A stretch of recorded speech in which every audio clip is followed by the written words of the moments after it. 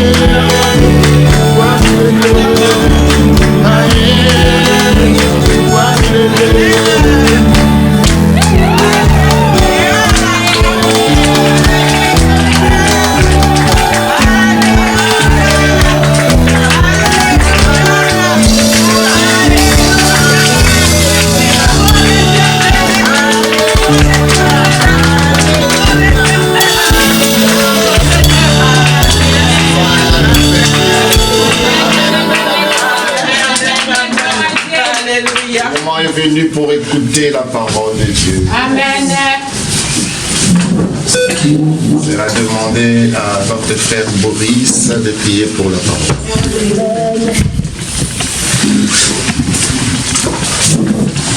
Je prie au nom du Seigneur Jésus-Christ. Père de gloire, nous te remercions pour ce moment précieux, Seigneur Jésus. La Bible a dit que l'homme ne vivra pas seulement du pain, mais aussi de la parole de Dieu. Laisse que cette parole que nous allons écouter nous fortifie, nous encourage et change notre vie, Seigneur.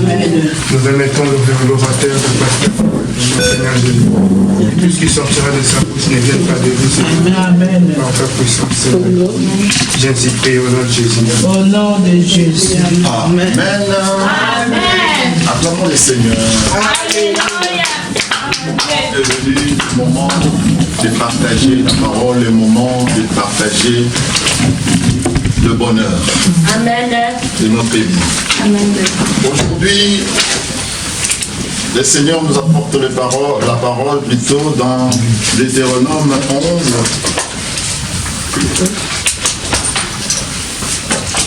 Deutéronome 11, on prend les versets 20 jusqu'à 25. Notre Seigneur Jésus-Christ, Alléluia. tu les écriras sur les poteaux de ta maison et sur tes portes. Et alors vos jours et les jours de vos enfants dans le pays de l'Éternel a géré de vos pères. Vos pères de leur venue seront aussi nombreux que les jours des cieux et seront au-dessus de la terre.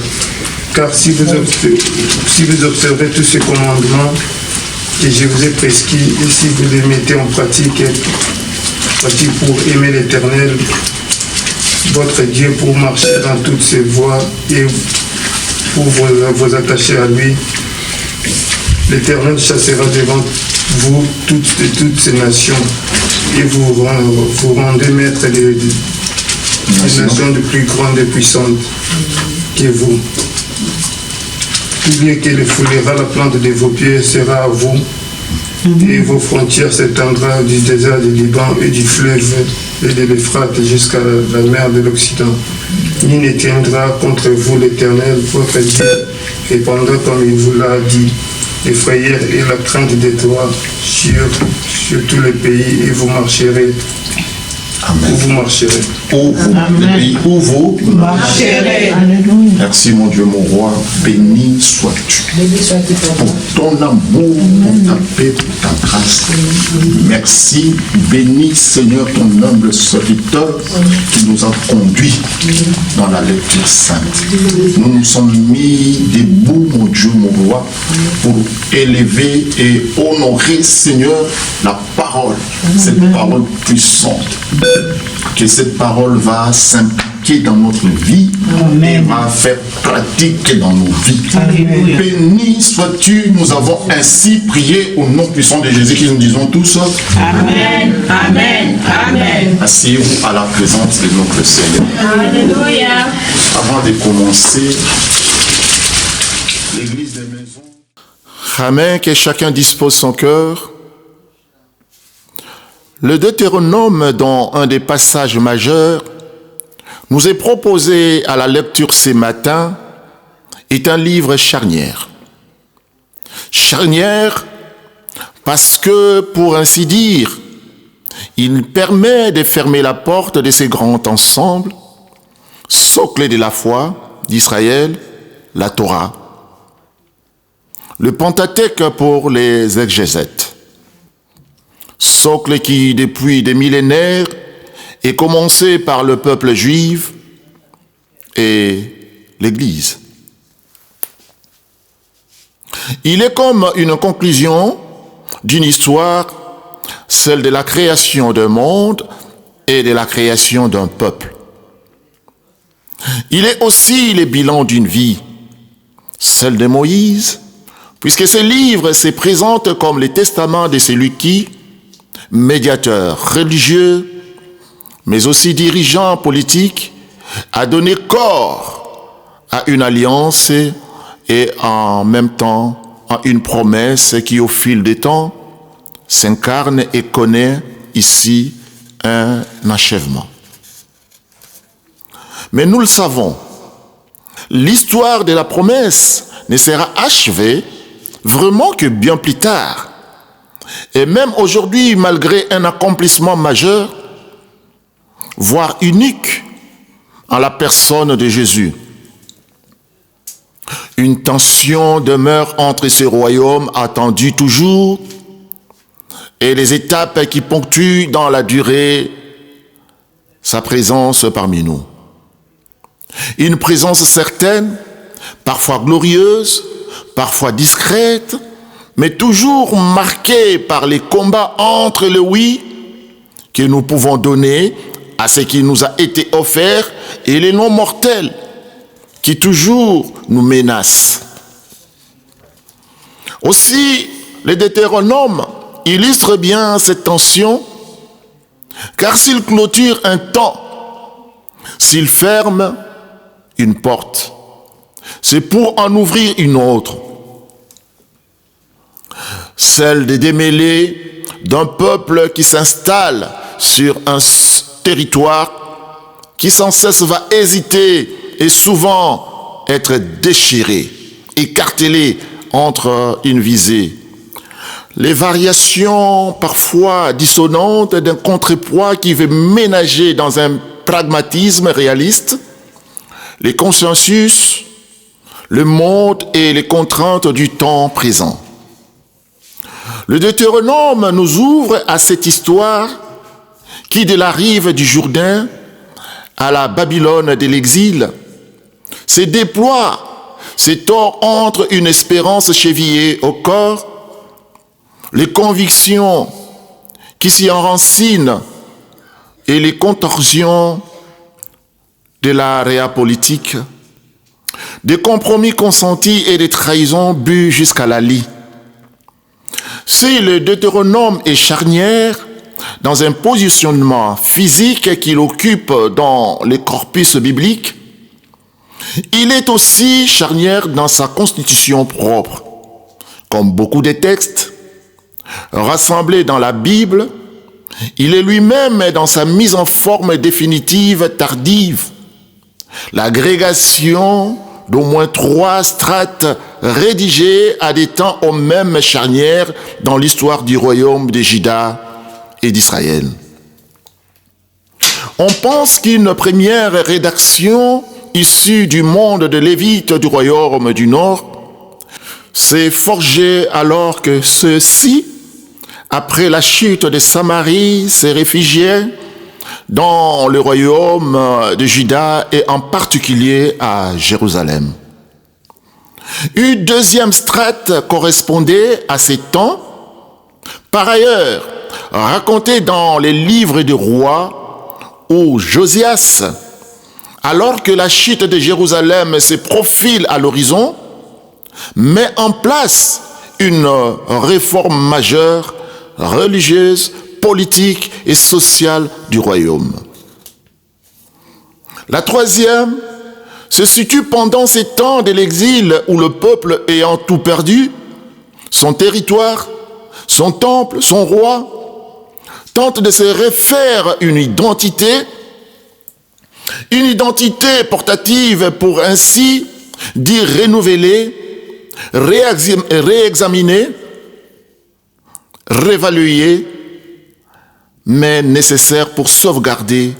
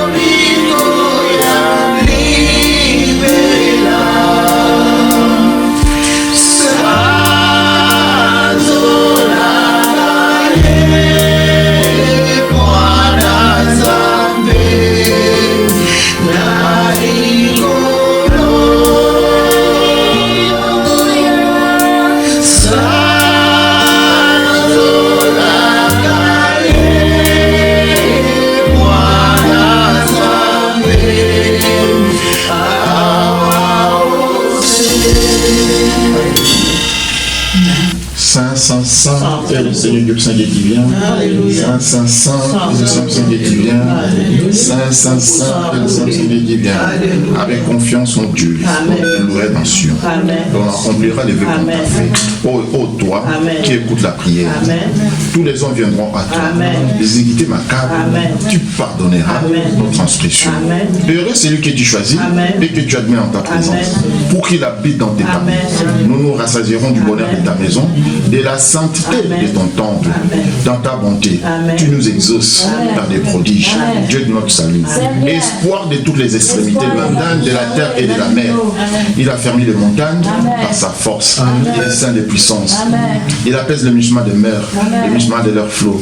Les tumulte de peuple, ceux qui habitent aux extrémités du monde, ceux qui habitent du monde, ses frères et tes prodiges. Tu remplis d'allégresse l'Orient et l'Occident. Tu vises la terre et tu lui donnes l'abondance. Tu la combles des richesses. Les ruisseaux de Dieu est plein d'eau. Tu prépares les blés quand tu la fertiles ainsi. En arrosant ses sillons, en aplanissant ses montes, tu la détrempes à des pluies, tu bénis son germe. Tu couronnes l'année de tes biens. Et tes pas versent l'abondance. Les plaines du désert sont abrévées et les collines sont saintes d'allégresse. Le pâturage se couvre des brebis et les vallées se revêtent du froment. Les cris de joie et les chants retentissent. Saint, Saint, Saint, et le Saint Dieu qui vient. Saint, Saint, Saint, Dieu qui vient. Alléluia. Saint, Saint, Saint, Dieu qui vient. Alléluia. Alléluia, alléluia, alléluia. Éternel Dieu, Père, Créateur des cieux et de la terre, que ton nom soit béni, que ton nom soit loué.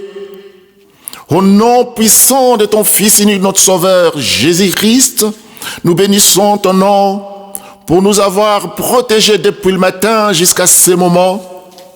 Père éternel, nous t'en remercions, nous te disons merci pour le souffle de vie.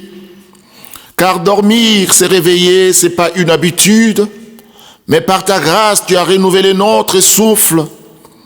Nous t'en remercions ainsi, Seigneur, pour les regards. Nous t'en remercions, mon Dieu, mon roi, pour les poumons qui vivent, qui respirent. Nous t'en remercions, mon Dieu, pour les cœurs qui battent. Nous t'en remercions pour la vie à chaque fois, chaque jour, chaque minute, chaque seconde. Seigneur Dieu, merci pour tout et merci surtout pour la parole que tu viens, Seigneur, de nous donner et pour les textes. Seigneur notre Dieu, quand le vide et l'inquiétude nous détournent de toi, quand la guerre déchire le peuple entre eux à cause du pouvoir, de l'argent et surtout du fanatisme de quelques-uns, viens nous apprendre le courage d'être non-violent et la fraternité. Quand la dispute sépare les familles, les membres d'une famille, mais aussi de la famille humaine, viens aussi, Seigneur, pour nous secouer et nous faire trouver les chemins de la paix du cœur qui passe par la réconciliation et l'amour du prochain. Dieu de justice, Dieu qui rend juste, Dieu de paix, Dieu de pardon, Dieu de dialogue, viens nous remettre au chemin pour annoncer que la joie, la justice, la paix ne sont pas des rêves, mais que sur la terre, tous les humains sont appelés à être heureux et en paix, à vivre comme des frères en partageant la terre. Car mon Dieu, tu as créé le monde et tu créas l'homme à ton image afin qu'il domine sur toute créature, afin qu'il assujettisse à toute créature que tu as créée. C'est l'amour que tu as témoigné en responsabilisant l'homme qu'il puisse gérer tous tes biens. C'est pourquoi, Seigneur, donne-nous le courage de pouvoir, Seigneur, prendre soin surtout de la responsabilité que tu nous as donnée C'est pourquoi, mon Dieu, mon roi, suite à cette parole que tu nous as donnée, la parole réconfortante, la parole que tu nous as donnée, Seigneur, dans Deutéronome, que cette parole, Seigneur, tu es venu pour nous avertir, tu es venu, mon Dieu, mon roi, pour nous éclaircir, tu es venu pour nous encourager. Béni sois-tu, mon Dieu, mon roi, pour tout, Seigneur Jésus-Christ, montre-nous les chemins. Tout d'abord, tu nous as avertis, Seigneur, de ne pas nous laisser égarer par les fausses évidences. Ensuite, Seigneur, c'est les passages que nous avons aujourd'hui reçus, Seigneur, c'est que cette lucidité peut nous conduire à des décisions et des décisions en faveur de la vie. Il est possible d'avoir un sursaut, il est possible d'ouvrir une brèche dans les assujettissements, enlisements, qui se sont de plus en plus insistants. Il n'est pas besoin de chercher des coupables, des boucs émissaires, des fautifs. De même que Josias a fait partager à toute la lumière de ce qu'il avait trouvé. De même, tous nous pouvons. Alléluia.